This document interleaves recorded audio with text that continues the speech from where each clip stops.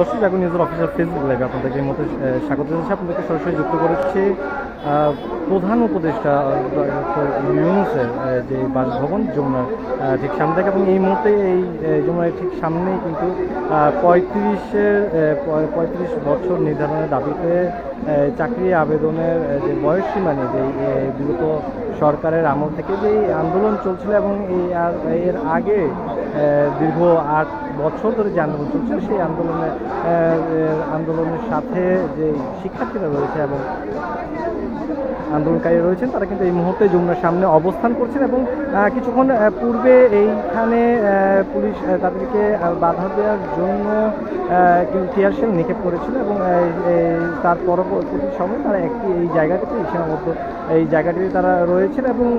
প্রায় 2 থেকে 300 আন্দোলনকারীরা কিন্তু এখানে এই মুহূর্তে অবস্থান নিয়েছেন এবং সরকারি চাকরিতে আবেদনের বয়স 35 বছর নির্ধারণের দাবিতে যে অন্তর্বর্তী সরকার প্রধান উপদেষ্টা ডক্টর মোহাম্মদ ইউনূসের বাসভবনের সামনে কিন্তু তারা আজকে দুপুর 12টায় অবস্থান নিয়েছে এবং এর পূর্বে তারা শাহবাগে তাদের সমাবেশ ছিল এবং যখন তারা এখানে আন্দোলনকারীরা যখন এইখানে আসে তখন তাদেরকে লক্ষ্য করে টিয়ারশেল ও সাউন্ড গ্রেনেড নিক্ষেপ করা হয়েছে বলে জানান তারা। এবং আজকে বেলা 12টার পর থেকে কিন্তু এখানে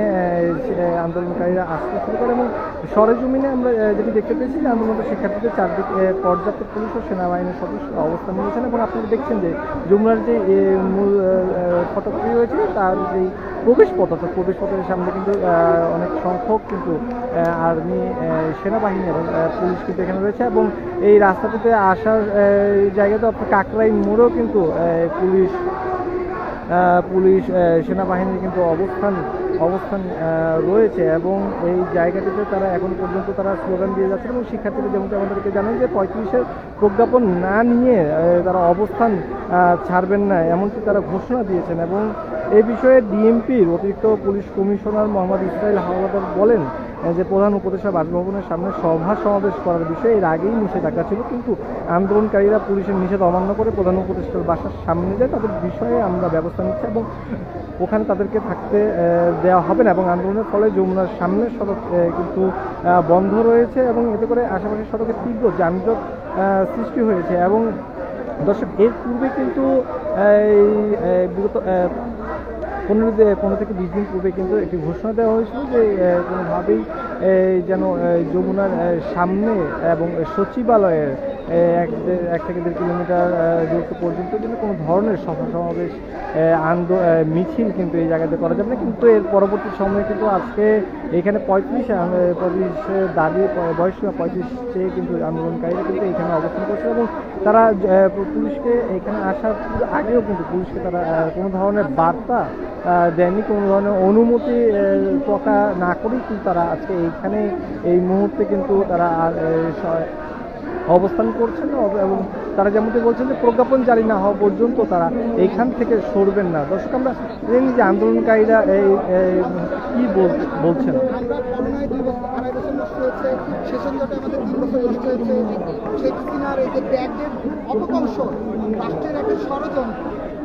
এটার জন্য আমাদের সময় সংস্কার চাই। অতএব আমরা ডক্টর মোহাম্মদ ইউনূস, আমাদের সরকার, জনগণের সরকার, আমাদের ছাত্রদের আমাকে এই রাষ্ট্র সেবা করার সুযোগ আমি রাষ্ট্র করতে চাই। আমি দেশের জন্য কাজ করতে চাই, জনগণের জন্য কাজ করতে চাই, আমি আমার মেধা দিয়ে কাজ করতে চাই। আমি এখানে রাষ্ট্রের কাছে আমার নাগরিক অধিকার চাই, তারপরে কেন আমাকে বঞ্চিত করা হচ্ছে। যদি চাকরির সর্বনিম্ন বয়সসীমা 35 না করা হয় তাহলে আমার 27 বছরের কষ্টার্জিত সার্টিফিকেট আমি আমাদের মাননীয় প্রধান উপদেষ্টা ডক্টর মোহাম্মদ ইউনূসকে গিফট করতে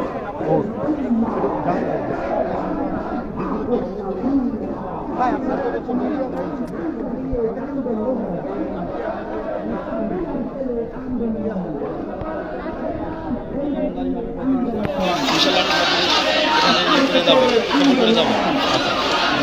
এই অঞ্চলটা বলা হচ্ছে যে নিষিদ্ধ, তবু কেন এই নিষিদ্ধটা ওভারলোক করে আপনার এখানে আসছে? আমরা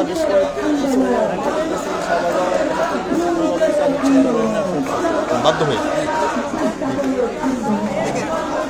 আমরা শিক্ষিত উচ্চশিক্ষিত সমাজে আছি, শিক্ষা গ্রহণ করে কিন্তু পরিবারের ছোটদের সামনে কিন্তু চোখাচ্ছি। আমার বাইকটাকে যদি জিজ্ঞেস করা করতে বলা হয়, তারা আমার মামার উদাহরণ দেয়, মামা পড়াশোনা করে কী করতে পারছে। বাইস্তিরা বলে মামা পড়াশোনা চাচা পড়াশোনা করে কী করতে পারছে। এই যে পরিবারের সামনে আমরা কিন্তু হচ্ছে সমাজ, আমাদের সামনে সমাজ, পরিবারের সামনে পূজা, সমাজ কোনটা আশা করতেছে। রাষ্ট্র যদি আমাদেরকে অনাগ্রতা দেখায়, তাহলে আমাদের যাওয়ার জায়গাগুলো আজকে আপনারা যে বলছেন যে এই আন্দোলনটা আমরা সেই বিগত যে প্রতিটি সরকার সেখান থেকে কিন্তু আমাদের আন্দোলনের সূত্রপাত হয়েছে এবং আমাদের দাবি আদায় না হওয়া পর্যন্ত আমাদের যেখানে বাঁচা মরার লড়াই, আমাদের যেখানে বেঁচে থাকার অধিকার, সেই অধিকারটুকু যদি আমাদের রক্ষা না পারে, তাহলে তো আমাদের এই বেঁচে থাকার দর্শক, এই আন্দোলনকারীরা যেমনটি বলছেন যে এই বিগত 8-10 বছর ধরে তারা এই দাবি নিয়ে তারা মাঠে রয়েছেন, কিন্তু এই দাবি এর আগের যে সরকার কিন্তু এই দাবিটি কোনো ধরনের তোয়াক্কা করেনি এবং এটি নিয়ে তারা পুলিশের হাতে নির্যাতিত হয়েছিল বলে তারা অভিযোগ করছেন এবং বিভিন্ন সময় তারা সমাবেশ নিয়ে গণভবন অভিমুখে যাত্রা শুরু করার কথা বললেন, সেখানে তারা সফল হননি এবং আজকে কিন্তু এই যমুনার সামনে কিন্তু তারা এই মুহূর্তে অবস্থান করছেন এবং যদিও তাদের এই ধরনের কোনো খবর কিন্তু আসলে তারা প্রশাসনকে দেননি, তারা কোনো ধরনের অনুমতি নেননি এবং যমুনার সামনেও কিন্তু কোনো ধরনের মিছিল এবং সভা সমাবেশ করার কিন্তু নিষেধাজ্ঞা ছিল এবং নিষেধাজ্ঞা উপেক্ষা করেই কিন্তু আজকে এই জায়গাটিতে কিন্তু এই সমাবেশ করছেন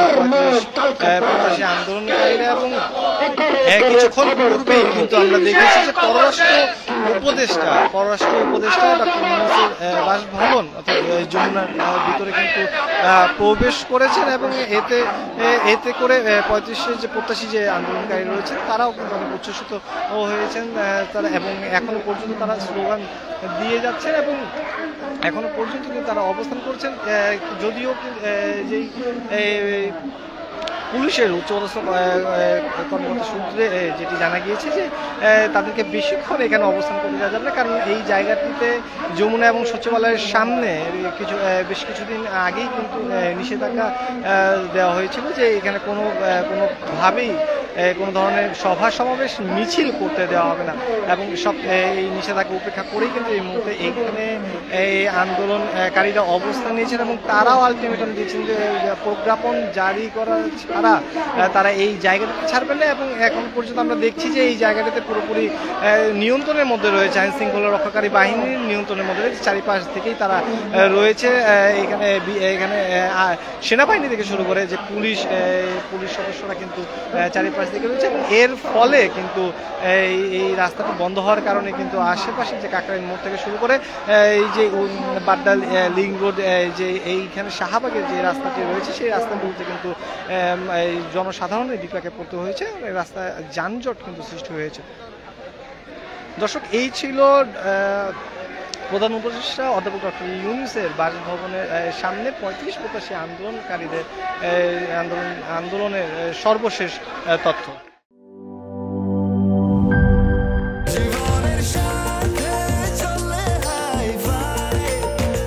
স্বাস্থ্যকর অল টাইম ফ্যামিলি কেক, সব সময় অল টাইম হেলদি লাইফ।